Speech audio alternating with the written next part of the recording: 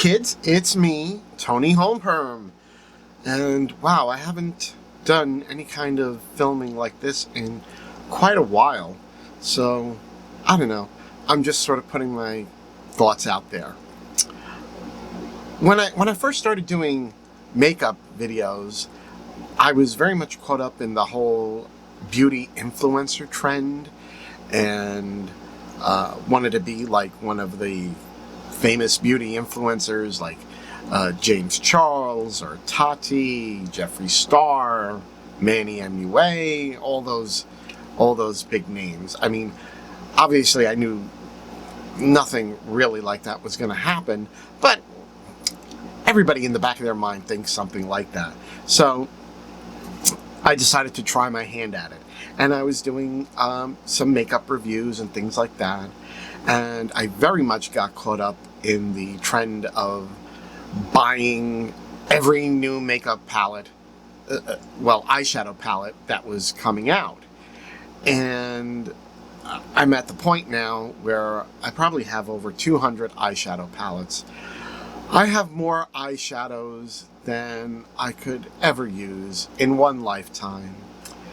And I reached a point where I was like, why am I buying all this eyeshadow? What am I going to do with all this eyeshadow?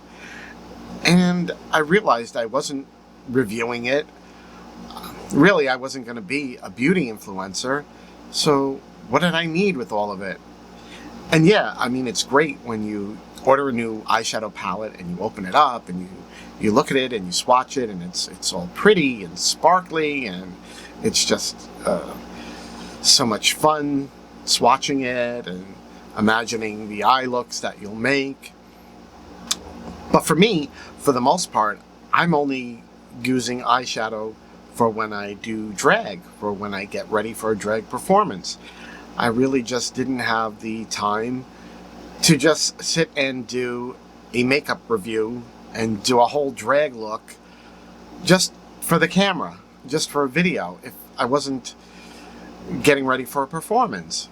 At least that's what I thought. I think there were a couple times, once or twice, where I filmed getting ready before I was actually going out to a show. But unlike your typical beauty influencer, I'm a guy, a very, well, I think masculine guy when I'm not in drag, and I'm not gonna go out in makeup. So unlike other beauty influencers, I'm not gonna do an eye makeup look and then go out and do my shopping. It's just not who I am. So I was kind of left at a point where I wasn't really bothering to buy any more eyeshadow palettes. I mean, honestly, I looked at everything that I had and I was like, I have more eyeshadow than I'll ever use in a lifetime. And I've kind of gotten at a point in my where I do my drag makeup where I've kind of been going more neutral, not even really doing a lot of bright rainbow type colors. I do sometimes do colors, but I've been kind of getting into more of a neutral vibe, nude lip, that kind of a thing. And there was really just no point in buying any new palettes. I think this entire year I may have bought one or two. So, and of course the pandemic has changed everything. Before that started, especially like the beauty makeup videos on YouTube, they've completely changed. A lot of the people that I follow, I see a change in them and the type of content they're doing, and not really reviewing as much makeup. I think because a lot of people are feeling the same way. What do I need all this makeup for? Don't get me wrong, I love all the makeup I have, and there's many times where I'm tempted. I see a new palette come out and I'm like, ooh, it's so pretty, I want it. But I've learned to stop myself and say, yeah, I want it, but do I really need it? And I know, of course, the answer to that is no, I really don't need it. And I've been able to stop myself from purchasing. So that's where I'm at with doing makeup videos on YouTube. And I may start doing some things again, probably only using stuff that that I have in my collection. I really want to start doing some, especially Halloween is going to be approaching, and I do love Halloween and crazy makeup Halloween looks. So I'm thinking of doing some of them. One of the other issues that I was having as far as filming, let's face it, I'm lazy. I want to just be able to like turn on the camera and just do it. Now, I've actually set up a separate studio in my home, and that's worked out really well for doing my music videos, work with the green screen, my interview show, Naughty or Nice, the show that I do with Alexis Flame. The studio is great for that. It's a whole separate room, and it's just devoted to filming that stuff. Air conditioned. Speaking of air conditioning, if you hear my air conditioner right now, I'm sorry. It's about 1,000,000 degrees here on Long Island, including the humidity, and there's just no way to film anything without it. I'm just actually looking now. I was like, oh my God, I hope my microphone is on. It is. Woo! And how many times has that happened where you think you're filming and you think that you're recording your audio and you're not, and then you go to edit and you realize, oh, there's no sound. That's happened to me on more than one occasion. So anyway, that studio room has been great for those things. However, it was not conducive, or rather it is not conducive to doing any sort of makeup videos. When I do makeup, which I have like a whole setup here in my bedroom, that's where we are, in my bedroom, and my makeup mirror is in front of me with my makeup table, all my brushes, all my products, and I have eyeshadows somewhere there over there on that side. And really it's not convenient to do a makeup video in that studio, which is downstairs, because it's a whole separate room, and I can't take everything and put it down there and then move it out if I'm going to do a music video or do my interview show.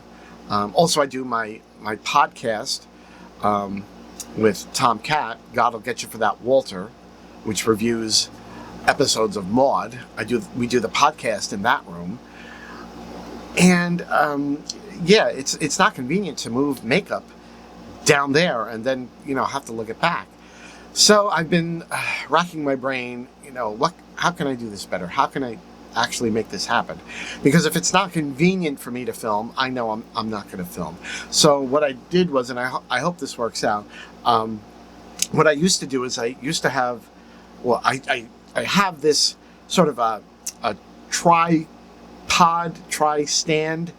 to put a background sheet behind me, and I put my camera there on my makeup table, and I can do my makeup videos. That's how I've always done it.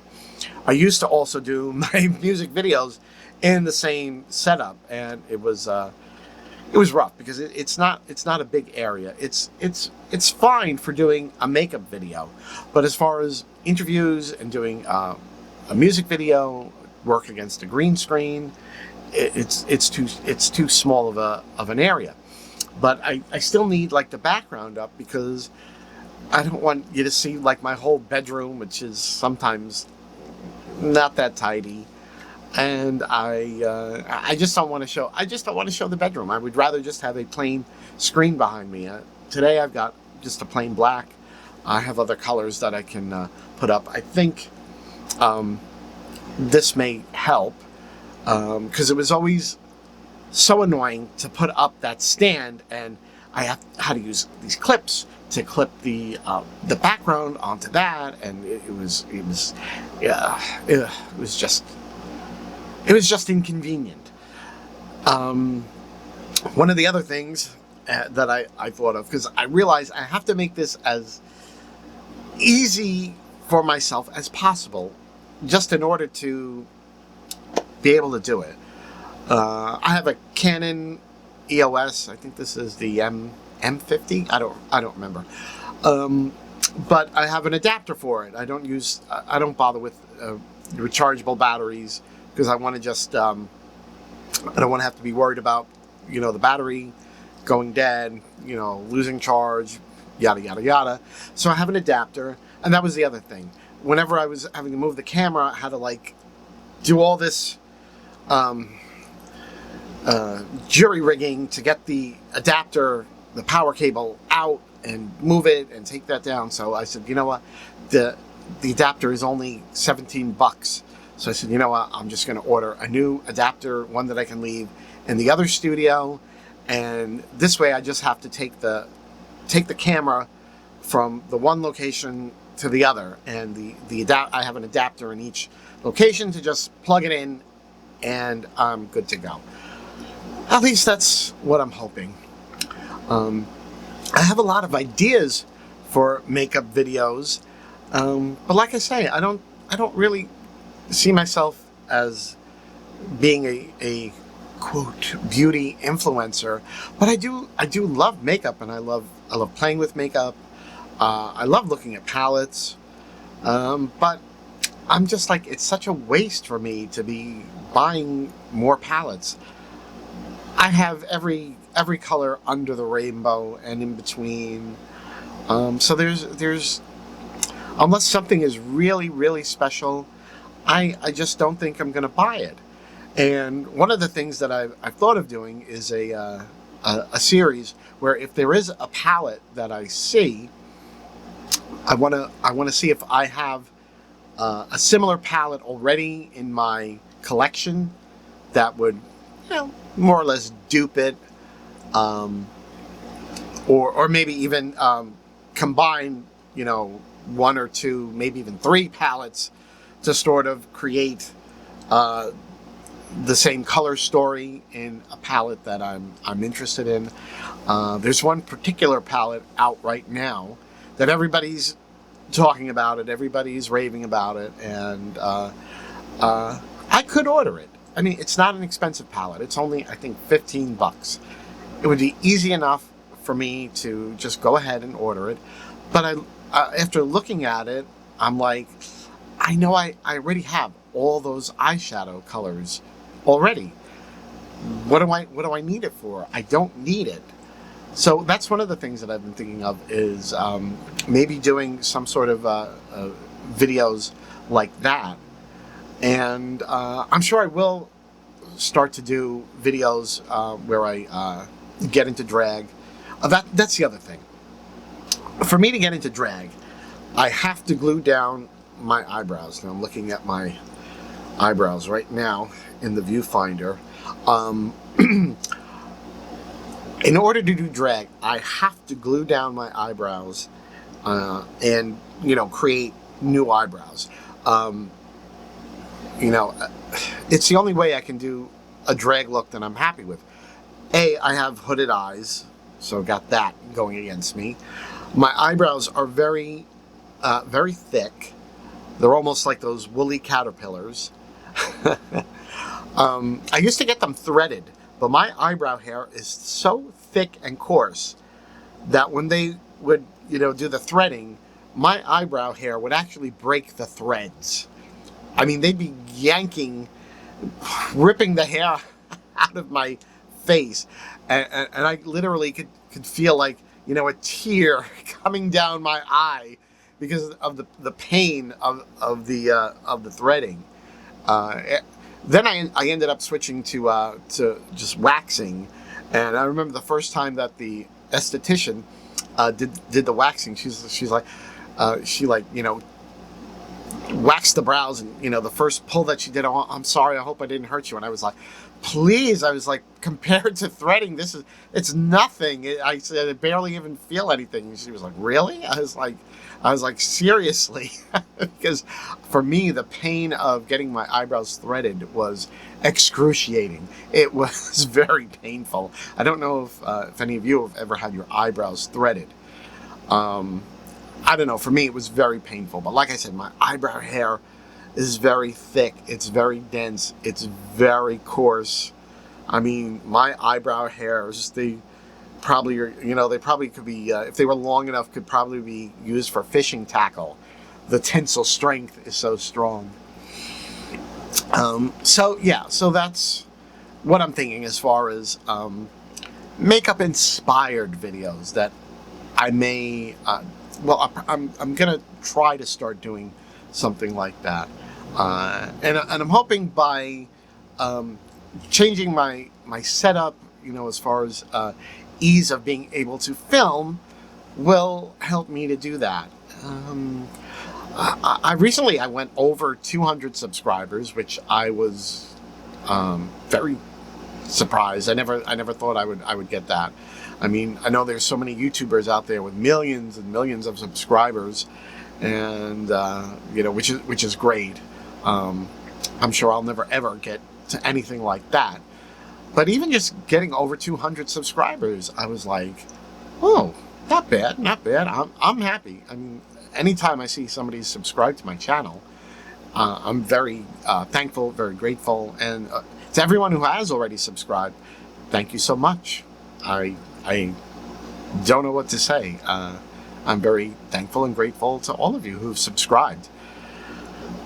Some of my videos have done pretty well, like, over 1,000 views. I never thought that would happen.